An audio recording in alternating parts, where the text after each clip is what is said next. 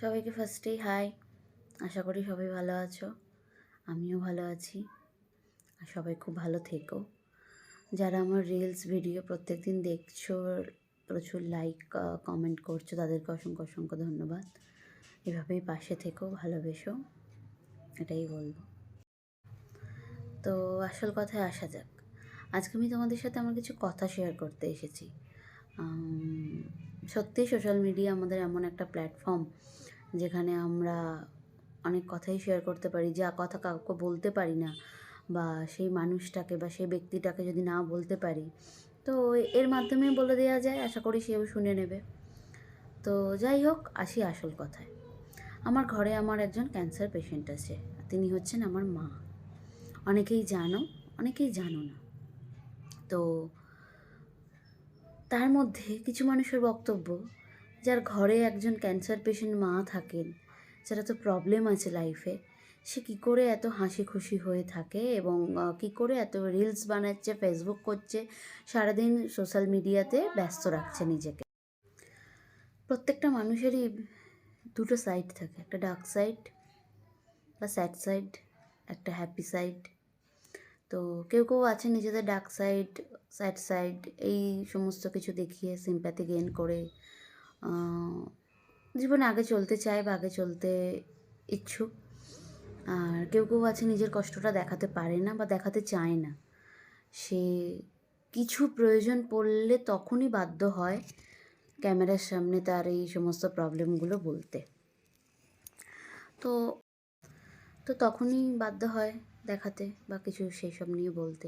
তো আজকে আমি সেই রকমই বলতে এলাম কিছু মানুষের উদ্দেশ্যে। সোশ্যাল মিডিয়াতেই তো সবাই কমেন্ট করলেই তা কমেন্ট হয় না, পারিপার্শ্বিকও আমাদের অনেক মানুষজন থাকে, আত্মীয় স্বজন থাকে, বা আননোন অনেকেও থাকে যাদের মনে অনেক কোয়ারিজ, অনেক কৌতূহল, যাই বলো না কেন, যে কি ব্যাপার। তো হ্যাঁ, আজকে আমি সবাইকে ক্লিয়ার করতে চাই। সরি, একটা কল এসেছিলো। তো যাই হোক, আজকে সেটা নিয়ে আমি একটু ক্লিয়ার করব। হ্যাঁ, আমি ফেসবুকে একটা পেজ খুলেছি, পেজ ওপেন করেছি। তো সেখানে বিগত কিছুদিন যাবৎ আমি কিছু রিলস ছাড়ছি, কিছু ভিডিও ছাড়ছি, কিছু শেয়ার করছি। তো যদি সত্যিই বলো, আমি তো একজন হাউসওয়াইফ, মা অসুস্থ, শাশুড়ি মায়েরও বয়স হয়েছেন, আমার ছেলে আছে ছোট। তো বাইরে বেরিয়ে জব করা আমার পক্ষে এই মুহূর্তে পসিবল নয়। আর ফেসবুক বলো, ইউটিউব বলো, এই ধরনের প্ল্যাটফর্মগুলো আমাদের মতো গৃহবধূদের জন্য যে এত সুন্দর একটা সুযোগ করে দিয়েছে নিজের পায়ে দাঁড়ানোর, সত্যি এর জন্য অনেক থ্যাঙ্কস। তো সেই জন্যই ভাবা যে চলো, যখন আছেই এরকম কিছু সুযোগটাকে কাজে লাগাই। তো সেই জন্য আমি ফেসবুকে একটি পেজ খুলি। তো পেজে আমি নিজস্ব কিছু রিলস ভিডিও এগুলো ছাড়ি এবং চেষ্টা করছি যে পেজটা থেকে কিছুভাবে নিজেকে দাঁড় করানো। হ্যাঁ, তার একটা কিন্তু প্রধান কারণ বলতে পারো আমার মা। কেন না, আমার শ্বশুরবাড়ির সবাই করছে, সব কিছুই করছে, কিন্তু তোমরা ভালো মতো জানো একজন ক্যান্সার পেশেন্টকে কন্টিনিউ করা, তার সমস্ত কিছু, তার সমস্ত দায়িত্ব কর্তব্য কিন্তু মুখের কথা নয়। তো আমি মেয়ে হয়ে যেহেতু বাইরে বেরিয়ে কিছু করতে পারছি না, সেটা আমার খুব খারাপ লাগছে। তো ভাবলাম ঘরে থেকে যদি মায়ের জন্য কিছু করতে পারি, তো মায়ের উদ্দেশ্যেই আমার চ্যানেলটা খোলা। তো চ্যানেলটা খুলেছি মানে এটা নয় যে আমি সারাদিন আমার মাকে কন্টেন্ট বানিয়ে বা একটা ক্যান্সার পেশেন্টকে কন্টেন্ট বানিয়ে আমি সেটা নিয়েই শুধুমাত্র ভিডিও দেব, সেটা নিয়েই শুধুমাত্র তোমাদের থেকে সিম্প্যাথি আদায় করব, না, সেটা কখনোই নয়। আমার নিজস্ব ক্রিয়েটিভিটি বা আমার নিজস্ব ডেলি লাইফ বা আমার নিজস্ব কিছু, যাই বলো, নিজস্ব কিছু, কি বলবো, সত্যি। তো আমি চাই এভাবেই নিজের পেজটাকে দাঁড় করাতে, আর নিজেও কিছু নিজের জায়গা তৈরি করতে। তো সেই জন্যই। আর হঠাৎ তোমরা অনেকে ভাবতে পারো এই কথাগুলো এখানে এসে বলার মানে কি, কারণ কি। তো এই কথাগুলো এখানে এসে বলার কারণ একটাই, যে অনেকের মনে অনেক প্রশ্ন, অনেক কৌতূহল ছিল, তাদেরকে আমি ক্লিয়ার করতে পারলাম আশা করি।